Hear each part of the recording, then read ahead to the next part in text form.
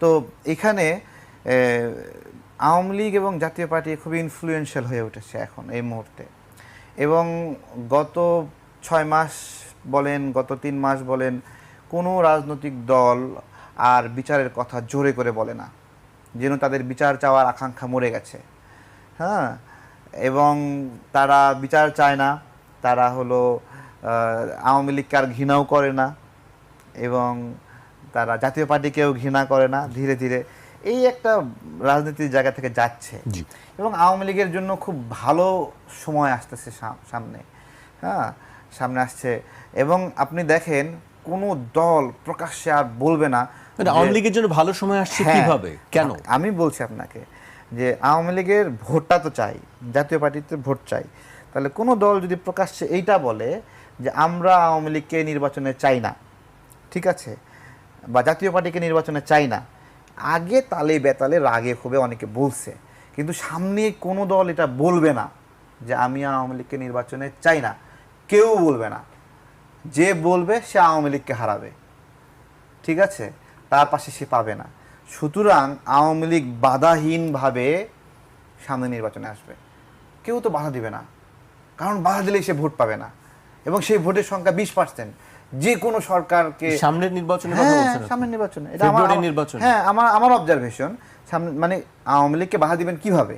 যদি কেউ বাধা দেয়, আপত্তি দেয়, যদি এরকম হয় যে বিএনপি আপত্তি দিচ্ছে না, জাতীয় পার্টি মানে জামাত আপত্তি দিচ্ছে না, এনসিপিও আপত্তি দিচ্ছে না, তাহলে এই সকল আপত্তি তো সবারই আছে, আমরা দেখছি বক্তব্য তো আছে সবারই। যে বললাম না, তালে বেতালে দিয়ে ফেলেছে, রাগ ক্ষোভে দিয়ে ফেলেছে, জিত থেকে দিয়ে ফেলেছে, কিন্তু সামনে দেবে না কেন?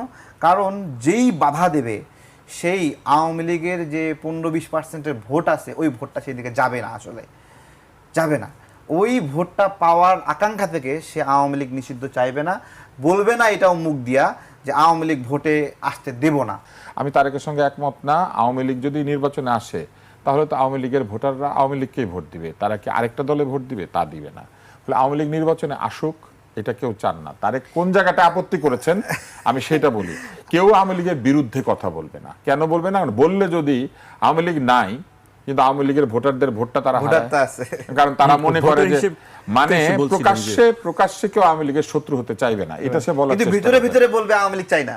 তারা ভাবছে ওই আগের সিচুয়েশন আছে যে সকল জনগণ আওয়ামী লীগকে এখনো ঘৃণা করে, সকল আওয়ামী লীগ জনগণ আওয়ামী লীগকে এখন ফাইলে দিছে, তারা ওই ওই ওই জায়গাটা আছে, এবং তারা একটা তাদের মিথ কাজ করছে যে আমরাই জয়ী, এরকম একটা সিচুয়েশন, ঠিক আছে। এবং ওখানে যে লোকগুলো আছে সংস্কার কমিশন, আমরা যারা বসছি, আমাদের সংগঠনের এত ব্যক্তি ট্যাক্তি নাই, ঠিক আছে, কিন্তু ওখানে বসলে আমার মনে হয় পার্লামেন্টের মেম্বার হয়ে গেছি, ঠিক আছে। এই দেখি যে অন্যরা এরকম ফিলিং নিচ্ছে, কিন্তু ভোটে কিন্তু জিততে পারবে না। হ্যাঁ, তা এই মানুষগুলো তো জনগণের প্রতিনিধি না, একটা আন্দোলনে একসাথে ছিল, ছিল, ওইভাবে তারা সেখানে পার্টিসিপেট করছে, এবং আপনার হলো এই পার্টিসিপেট জনগণের প্রতিনিধি না, এবং এই কমিশনও জনগণের প্রতিনিধিত্ব করে না, খুবই অর্ধেক জনগণেরও প্রতিনিধিত্ব করে না এই কমিশন, অর্ধেক জনগণেরও প্রতিনিধিত্ব করে না। আমি আপনাকে বলছি যে এখানে ইসলামী আন্দোলন বাংলাদেশ আছে, ইসলামী আন্দোলন বাংলাদেশ কোনোদিন একটা এমপি হয়নি, বাট ধর্মমন্ত্রী বানায় দিছে তাদের।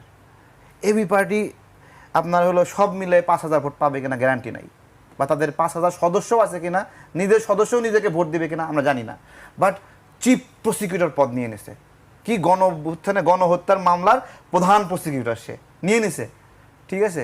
কিন্তু যখন নির্বাচিত সরকার আসবে তখন তো এগুলো কিছুই পাবে না, ওই জন্য এরা ধানায় পানায় পেঁয়াজ লাগায় আরেকটু সময় লাগে, আরেকটু খায়, আরেকটু ওজন বাড়ুক, এর একটা অবস্থায় আছে আর কি। জুলাই গণ অভ্যুত্থানে যারা আহত হয়েছে, সে সকল আহত যোদ্ধা, তারা কিন্তু জুলাই সনদ মানে মনে করেছিল যে জুলাই সনদ হলো তাদের একটা সনদ, যেখানে কারাবন্দীদের স্বীকৃতি থাকবে, আহতদের স্বীকৃতি থাকবে, এবং নিহতদের স্বীকৃতি থাকবে, এই সমস্ত একটা ব্যবস্থাপনা জুলাই সনদ মনে করেছিল, এবং এটা মনে করেই শাহবাগ অবরোধ করে মানুষদেরকে পেরেশানির মধ্যে ফেলছিল যে জুলাই সনদ তাদের লাগবে, তাদের সুরক্ষার জন্য সনদ। আসলে জুলাই সনদ জুলাইয়ে আন্দোলনকারীদের সুরক্ষার কোনো সনদ না। এই জুলাই সনদটা জুলাই নাম দেওয়া হয়েছে, কিন্তু এটা রাজনৈতিক দলরা কি উপায়ে ক্ষমতায় যাবে এবং কার কি অসুবিধা হয় সে সকল অসুবিধা নিরসনের সনদ হলো জুলাই সনদ। এই সনদে কিভাবে আমাদের নাগরিকদের জন্য একটা ভালো পরিবহন ব্যবস্থাপনা হবে, পাবলিক ট্রান্সপোর্ট কীভাবে ডেভেলপ হবে, এই ধরনের কোনো গাইডলাইন নাই। এই সনদে হাসপাতালে মানুষ সঠিক চিকিৎসা পায় না সরকারি হাসপাতালে, সেই ব্যবস্থাপনা নাই। এই সনদে শিক্ষা ব্যবস্থা নিয়ে কোনো ব্যবস্থাপনা নাই।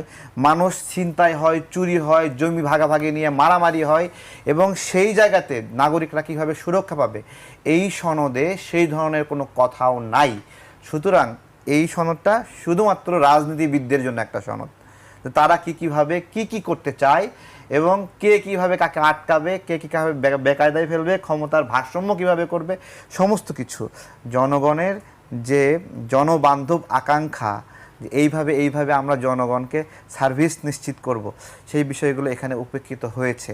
যখন জনগণ দেখবে যে আমাদের স্বার্থগুলো এই সনদের ভিতরে নাই, তখন তো তারা গণভোটে যাবেই না। আমি এখানে ভোট দিয়ে কি করব? এটা তো মানে তোমার একটা ইচ্ছা, এটা তো আমার ইচ্ছার প্রতিফলন না। এটাই আর কি জুলাই সনদ বিষয়ে একটা, যে পরিবেশ বিষয়ে বললেন, বিভিন্ন বিষয়গুলো, এই বিষয়গুলো এখানে আলোচনায় হয়নি। পুলিশ মানুষকে ভালোবাসবে, মানুষ পুলিশকে দেখলে ভয় পাবে না, কাছে যাবে নিরাপত্তার জন্য, ঠিক আছে? সেই পুলিশকে দেখে মানুষ ভয় পায়। এখন যেটা হয়েছে, পুলিশকে দেখলে মানুষ ঠোল্লা মনে করে যে এর কাছে যায় কি হবে, একে নিয়ে তামাশা করে, হাসি তামাশা করে, তাই না? এই অবস্থা। আমার পুলিশ সুন্দরভাবে কি হবে সেইটাও জুলাই সনদে নাই। এটা হলো বিষয়। যখন নাগরিকরা দেখবে যে আমি কিভাবে ভালো জীবনযাপন করব, তার প্রতিফলন এই জুলাই সনদে হয়নি। শুধুমাত্র পিআর হবে কি পিআর হবে না, ঠিক আছে, রাষ্ট্রপতি কেমনে নির্বাচিত হবে, হ্যাঁ, তারপরে সরকারি দল থেকে যদি আপনার হলো ওই যে কি বলে স্পিকার হয়, তাহলে ডিপুটি স্পিকার বিরোধী দল থেকে হতে হবে। এই সরকারি বিরোধী দল ভাগাভাগির একটা সামগ্রিক আলোচনা ব্যবস্থাপনার জন্য এই সনদ, জনগণ এটাতে ইন্টারেস্ট নাও পাইতে পারে। রাজনীতিতে এখন যেটা হচ্ছে, এখন বাংলাদেশে তো 4টা ভাগ রাজনীতিতে, এটা সবসময় দেখে আসছি, বিএনপি, জামাত, আওয়ামী লীগ, জাতীয় পার্টি। তো জাতীয় পার্টি তো দুর্বলই হোক, বাট রাজনীতির আলোচনায় যোগ বিয়োগে তার অনেক প্রভাব আছে। সেই প্রভাবটা আপনার হলো রং বদলায় দেয় রাজনীতিতে। তো জামাতেরও এরকম প্রভাব আছে, সব রং বদলায় দিতে পারে, বাট তাদের গ্রহণযোগ্যতা কম। এখন নতুন করে যুক্ত হয়েছে আরও কিছু কিছু অংশ, গণ অধিকার, এনসিপি, সামগ্রিকভাবে এইটা।